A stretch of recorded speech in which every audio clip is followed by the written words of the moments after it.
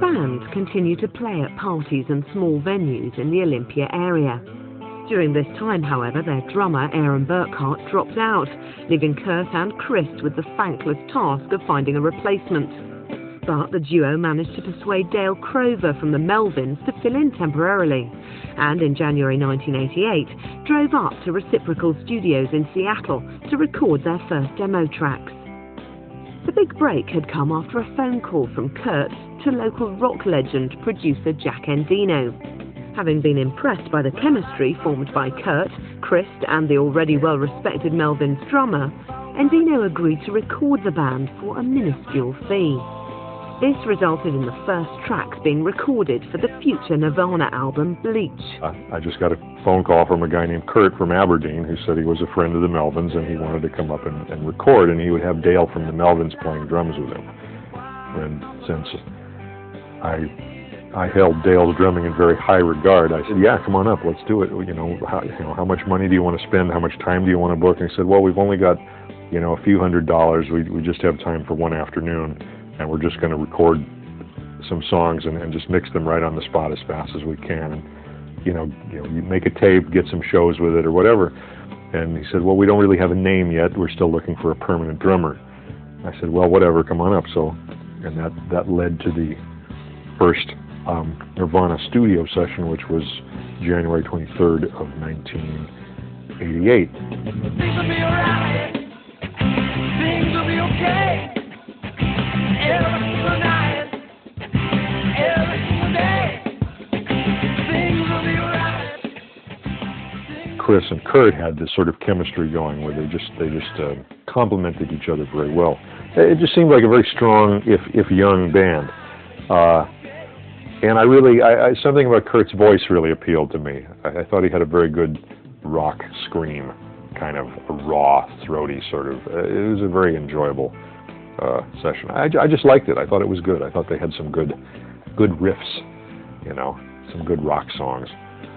Kurt would come up with the song, and Chris would come up with the bass line that would sort of get that sound, that very distinct, big, simple, to the point, no beating around the bush bass line that he would come up with. Things will be alright. Things will be okay.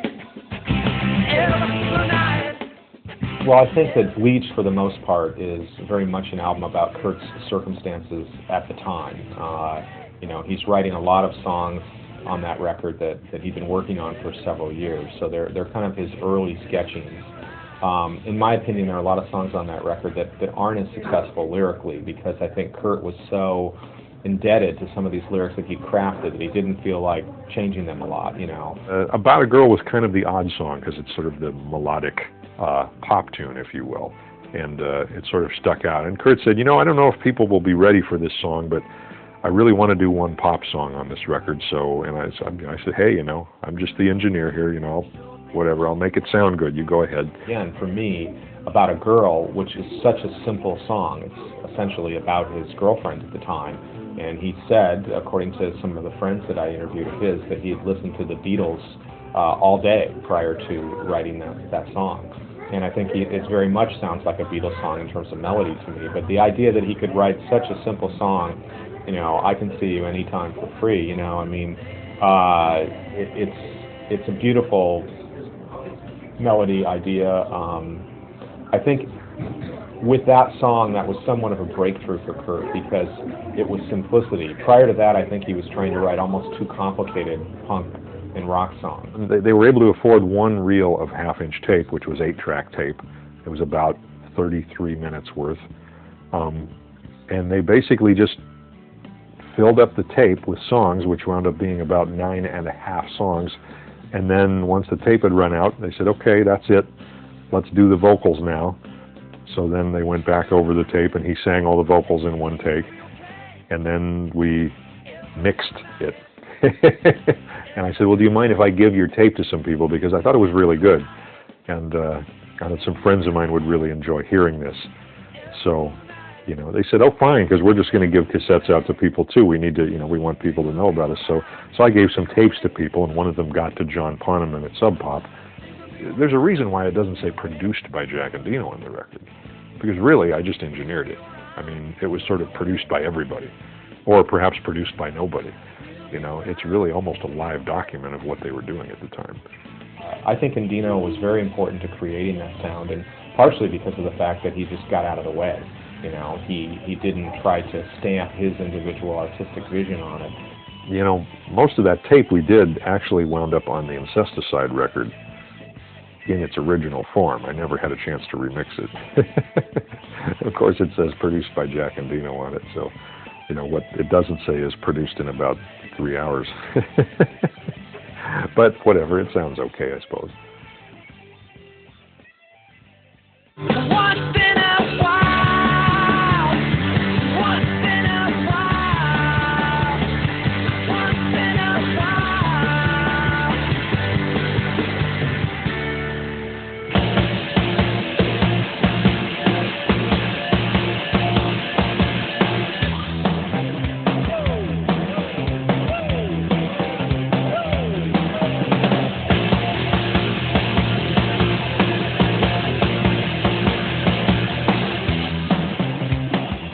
NIRVANA have always had a potted history with drummers, with Kurt and Chris always striving for sonic perfection and often venting their fury at any performer not giving 100%.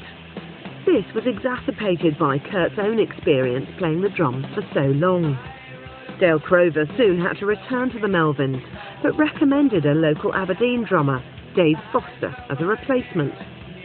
After a problematic start, however, Kurt decided Dave was not up to the job and fired him, leaving the band once again drummerless. Meanwhile, Jack Endino had started passing the band's demo tapes around influential movers of the Seattle rock scene. Jonathan Poneman of Seattle indie label Sub Pop was impressed enough to add NIRVANA to the bill of their next Sub Pop Sunday showcase concert at Seattle's tiny Vogue Club. In June 1988, Kurt and Chris returned to Reciprocal Studios with new drummer Chad Channing to cut their debut single, Love Buzz. Chad Channing, who was the drummer that was the longest drummer other than Dave Grohl, was this little tiny short guy. You know, I mean, I had some people describe him almost as an elf when I was working on my book. And so the combination of him and Kurt, both these really short guys with really long hair, it was a freak show. It was a circus scene, this band. You had two really short guys with long hair, and you had this gigantic, you know, ogre of a guy almost that was taller than you could imagine.